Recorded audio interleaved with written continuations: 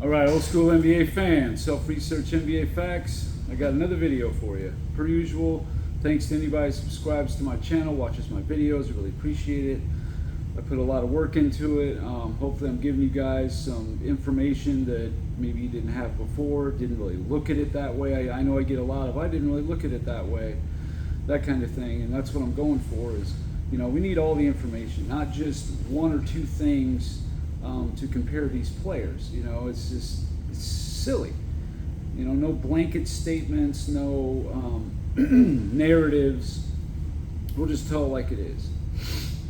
Now this is an interesting one right here. Now this video is going to be about how did, again I use my top 12 players in my rankings, how did they do against 60 win teams in the playoffs? But here's my little caveat to it. There were, I think there was a total of, I think it's somewhere around maybe 60 or 65 teams that won 60 or more games. Okay, something like that. Average probably around one a year, give or take. Well, there were 8 teams in the history of the NBA, 8, that won 60 games that did not have a top 75 player on it. Only 8. And you can call this ironic, coincidence, whatever you want to call it. But all 8 teams, none of them reached the finals.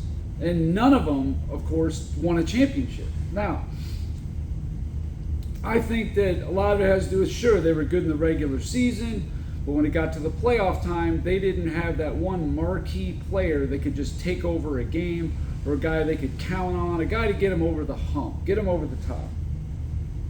And those 8 teams were the 1981 Milwaukee Bucks. Now they did have 2 Hall of Famers, Sidney Moncrief and Bob Lanier.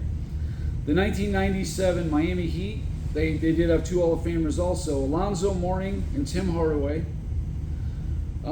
The 2002 Sacramento Kings, they had Chris Webber and Vlade Divac, 2 Hall of Famers. The 06 Pistons, Ben Wallace and Chauncey Billups, Hall of Famers. The 2011 Chicago Bulls, nothing. Now the 2012 Chicago Bulls didn't actually win 60 games, but they won the equivalent of. They were 50-16, which they would have won, you know, like I think 60.8 games or whatever it was. So they're in there, but they had no Hall of Famers, no top 75 players. 2015 Atlanta Hawks, same thing. No top 75, no Hall of Famers. 2020 Toronto, again the equivalent of, they would have just snuck in at 60. They also had no Hall of Famers, no top 75 players. Now of these 8 teams, 81 Milwaukee lost in the Eastern Conference semifinals. 97 Miami lost in the Eastern Conference Finals. 02 Sacramento, Western Conference Finals, they got beat. 06 Detroit lost in the Eastern Conference Finals. 2011 Chicago lost in the Eastern Conference Finals. 2012 Chicago lost in the first round, I think as Derrick Rose got hurt was the main reason for that. 2015 Atlanta Hawks lost in the Eastern Conference Finals. And the 2020 Toronto Raptors lost in the Eastern semifinals. So anyway, now that we got that out of the way, I'm looking at the top 12 players and how did they do against 60-win teams. Well, Dr. J, for example, he played 6 of them. The 1980 Boston Celtics, the 80 Lakers, the 81 Bucks, team I just mentioned, 81 Celtics, 82 Celtics, and 85 Celtics. And those out of those 6, Dr. J won 3 series, lost 3 series. The individual game record was 18-19. It's actually pretty good, not bad. Number 11, LeBron James. Now in his illustrious 21-year career, how many 60-win teams do you think he even played? How about 6? 06 Detroit, lost. 08 Boston, lost. The 2011 Bulls, one of those teams I was just telling you about that didn't have a Hall of Famer or a top 75 player. The 2014 Spurs, lost. The 2015 Hawks, another one of those teams I was just talking about, they won. And then the 2016 Golden State Warriors won. So LeBron James won 3 of 6 series, and individual game record was 19-16. On its face, yeah, that's not bad. But when you look at the quality of those 60-win teams, you realize 3 of those teams, didn't have a top 75 or a Hall of Famer on it. And as I told you, none of the 8 teams in history ever even reached the finals. So these teams were not the upper echelon. They might have been in the regular season, but come playoff time, they falter. They all do. Just not the same as the other ones.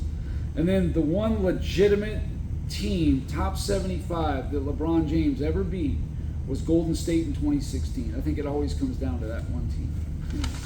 So Shaquille O'Neal, he played 8 60-win teams, but only one of them was, or actually 2 of those teams I was talking about, the 06 Pistons and the 02 Sacramento Kings. But he won 3 and lost 5. Lost to the 96 Bulls, the 97 Jazz, beat the 98 Supersonics, lost to the 98 Jazz, lost to the 99 Spurs, beat the 02 Sacramento Kings, although mired in controversy, lost to the 03 Spurs, and beat the 06 Pistons. 3 out of 8, so he's won 3 out of 8 of those series against 61 teams for a 15-26 individual game record. To me, that's not really that good, especially having upper echelon elite wing player his whole career essentially. Tim Duncan, he played 6, all with top 75 players, lost to the 98 Jazz, beat the 03 Mavericks, 05 Suns, lost to the 06 Mavericks, beat the 07 Suns, lost to the 2013 Miami Heat. 3-3, so he won 3 out of 6 against 61 teams for an individual game record of 20-16. That's really good, actually. Keem Olajuwon, a guy who never won 60 games himself, played 8 60-win teams, and every one of them had top 75. In fact, I think all of them but one had multiple top 75 players on them. 86 Lakers, he won. 86 Celtics, lost. 90 Lakers, lost. 95 Jazz, won. 95 Spurs, won. 96 Supersonics, lost. 97 Utah, lost. 98 Utah, lost. The only team on here that didn't have multiple top 75 players was the 96 Seattle Supersonics, who just had Gary Payton.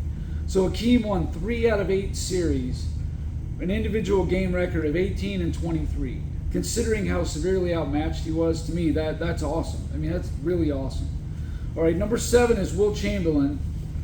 Wilt played 7 series against 60-win teams. He won 1. He beat the 67 Celtics when his team won 67 games, I think it was. Lost to Boston in 60, 62, 65, those 3 years, beat them in 67, lost to the 70 Knicks, and then lost to the 71 Bucks and the 72 Bucks. Won 1 out of 7 series for an individual game record of 18-25. Next up is Larry Bird. He only ever played 3 60-win teams. 81 76ers, who he beat, the 85 and 87 Lakers, who he lost to.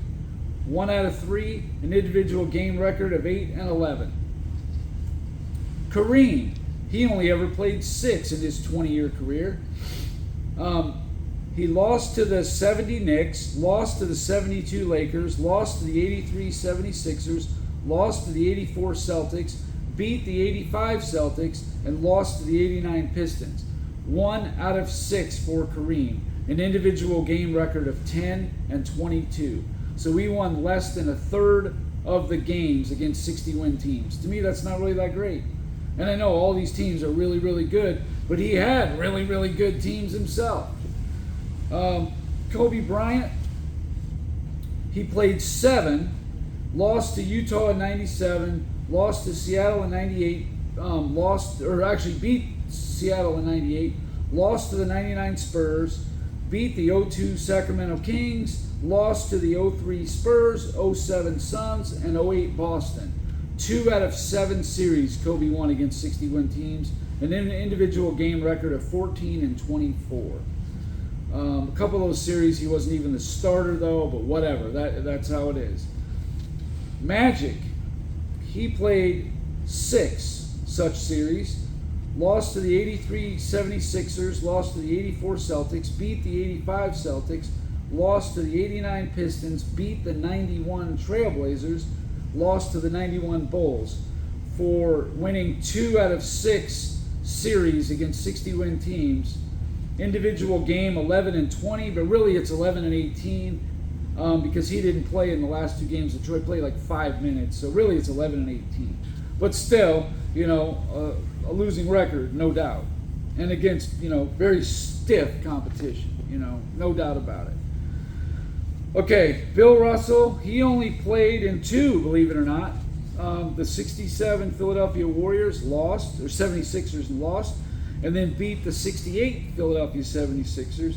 So split, won, lost, won, lost one. Individual game record of 5 and 6.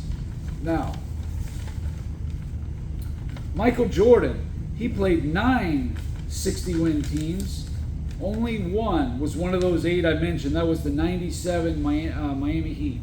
All the rest had top 75 players on it. Several of them. So he lost to the 86 Celtics and the 89 Pistons.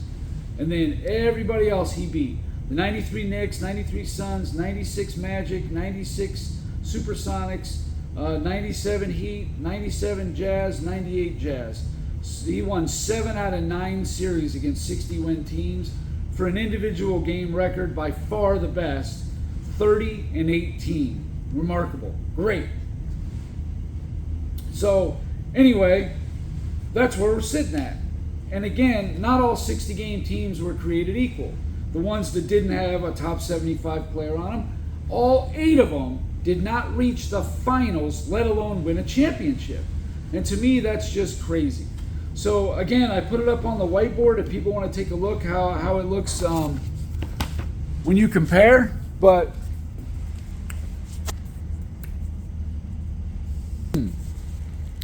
that's what it looks like.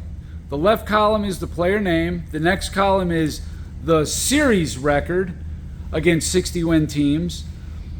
The next column is the individual game record against 60-win teams.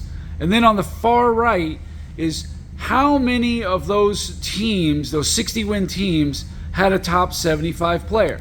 So you look at Dr. J, 5 of the 6 teams he played had at least one top 75 player on it. LeBron, only 3 of 6. Shaq, 6 of 8. Hold on. Okay, so anyway, yeah, the far right column is how many 60-win teams had at least one top 75 player on it. Because like I showed, 60-win teams without top 75 players just don't cut it. They always get beat. Don't even make the finals, all 8 teams, so that can't be a coincidence. But as you can see, you know, like Dr. J, 5 out of 6, Shaq, 6 out of 8, Duncan, 6 out of 6, Elijah won 8 out of 8, Wilt, 7 out of 7, Bird, 3 out of 3, Kareem, 6 out of 6, Kobe, 6 out of 7, Magic, 6 out of 6, Russell, 2 out of 2, and Jordan, 8 out of 9. But there's one guy in there who only played 3 60-win teams that had at least one top 75 player on it. And that's pretty low. I mean, like Larry Bird only played 3 also. Those 2 were pretty low. And Russell only played 2. Low again. But as you can see, the guy on top, as usual, is the guy on the bottom. Both the series record, the individual game record, and also playing 8 60-win teams with at least one top 75 player on it. Him and Hakeem are the only ones with 8 on that whole board you see right there. So everybody likes to crap on Jordan's competition. I'd say, you know, and everybody thinks LeBron played such great competition. I think this is another one of those factors and angles that people need to really look at because, you know, from where I'm sitting, not really so much. And I know there's more that goes into it. I mean, a team wins 58 games or 57 games doesn't mean they automatically suck. But to me, this is, again, pretty good evidence, at least, that Michael Jordan did not play a bunch of junk teams. So anyway, that's it for this video. I'm going to the whiteboard now. Somebody asked me to do it. So eventually I'll get a computer and I'm going to upgrade stuff, graphics and video and all that. But, right now it's just kind of more like a hobby. When I start taking it a lot more serious, you will see an upgrade in, technology. So anyway, thanks for watching, and till next time.